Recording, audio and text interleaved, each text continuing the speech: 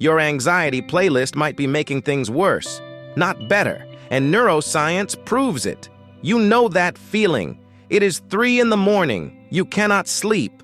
Your chest is tight. Your mind is racing through every worst-case scenario. So you put on those calming songs, the ones labeled anxiety relief or sleep music, and you wait for the peace to come. You expect your shoulders to drop, your breathing to slow, your thoughts to quiet down. But sometimes it does not happen. Sometimes the music just makes you more aware of how anxious you actually feel. The song plays, but your body stays locked in alarm mode. Here is what nobody tells you. Anxiety music works, but only if you use it the right way. Use it wrong, and you are accidentally training your brain to stay on high alert. You are creating a dependency instead of building resilience. Stick around, because at the end, I will give you the exact 30-second test that tells you if your playlist is helping or hurting. This test will save you hours of wasted time and frustration. Most people think anxiety music is magic. Press play, feel calm. Simple. But that is not how your nervous system works. Your brain does not just relax because there is soft piano or rain sounds in the background. It relaxes when it receives specific biological signals that say you are safe now. And not all music sends that signal. Some music, even the calming kind labeled for anxiety, actually keeps your threat detection system switched on. It keeps your body scanning for danger even while your ears hear peaceful sounds. Here is what is actually happening inside your brain. When you are anxious, your amygdala, that is your brain's alarm system, is firing constantly. It is scanning for danger every single second. It does not care that you are lying in bed. It does not care that there is no real threat. It is doing its job, which is to keep you alive. Now, music can either amplify that scanning or shut it down completely. The key is something called neural entrainment. Your brain waves naturally sync with rhythmic patterns they hear. Slow, steady beats around 60 beats per minute can pull your brain from beta waves, that is stress mode, down to alpha waves, which is calm alertness, and eventually to theta waves, which is deep relaxation. But here is the catch that most people miss. The music has to match where you are first, then gradually lead you down. If you are in full panic with your heart racing at 100 beats per minute and you put on super slow meditation music at 50 beats per minute, your brain rejects it. It feels wrong, fake, irritating, because the gap between your internal state and the music's state is too big. Your nervous system cannot make that jump instantly. It needs a bridge, quick check. When you use anxiety music, do you actually feel calmer after 5 minutes, or do you just feel more aware of your anxiety? Be honest with yourself. This question matters more than you think. This is where most people get stuck. They use music as a distraction, not as a regulation tool. There is a huge difference between the two.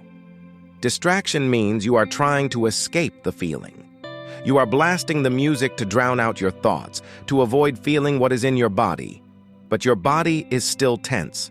Your breathing is still shallow. Your jaw is still clenched. You are just covering the noise with more noise. Regulation means you are using the music as an anchor. You are letting the rhythm guide your breathing. You are letting the tempo tell your nervous system to slow down and match this. That is when real change happens. That is when your body actually shifts states. But it requires something most people skip because it feels uncomfortable. You have to actually listen, not just hear. You have to feel your body while the music plays. Let's get specific with the science. A 2023 study from Stanford found that music with certain characteristics reduces activity in the brain's default mode network. That is the network that is overactive in anxiety and depression. It is the voice that will not shut up, replaying worst-case scenarios, analyzing every social interaction, worrying about tomorrow. The music that actually works has 3 specific things. First, predictable structure with no sudden changes or surprises. Second, a tempo between 50 and 70 beats per minute. Third, minimal harmonic complexity. But here is what the study did not say. and what most anxiety music channels get wrong. Lyrics can sabotage the whole effect, even if the words are positive. If there are words, your language processing centers light up. You start analyzing the meaning, relating it to your life, remembering associated memories. That is cognitive load, and cognitive load keeps anxiety alive. It keeps your prefrontal cortex active when it should be resting. So if you are using songs with lyrics to calm anxiety, even gentle acoustic songs, you might be working against your own nervous system. Pause for a second right now. Take one slow breath in through your nose for 4 counts. Feel your belly expand. Hold for 2 counts. Out through your mouth for 6 counts, like you are blowing through a straw. Feel your shoulders drop. Good. Now keep watching. So when does anxiety music backfire? Let me give you 3 specific scenarios. Number 1, when you use it to avoid feeling. You press play the second discomfort shows up. You cannot sit with uncertainty. You cannot tolerate quiet. That teaches your brain that you cannot handle this feeling without external help. That is dependency, not regulation.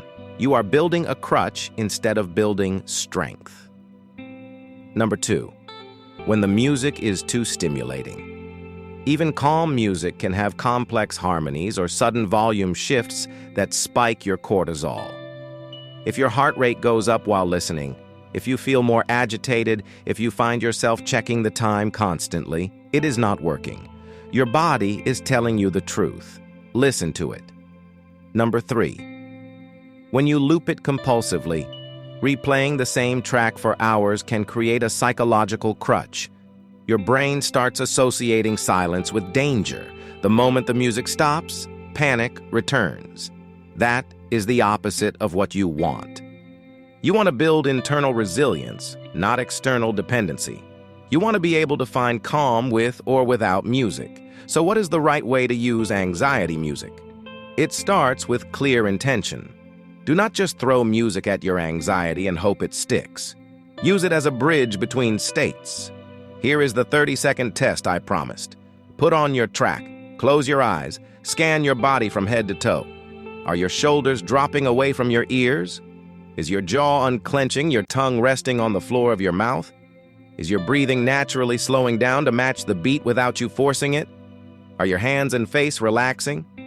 If yes to most of these, keep going. The music is working. If no, or if you feel more irritated, more aware of your anxiety, switch it off immediately. Your nervous system is giving you direct feedback. Trust it. Do not argue with it. The goal is not to numb out. The goal is to downshift. Think of music like a dimmer switch, not an off button. You cannot force your nervous system from panic to peace instantly. That is biologically impossible. You have to guide it step by step. Start with tracks that match your current energy, then gradually move to slower tempos over 10 to 15 minutes.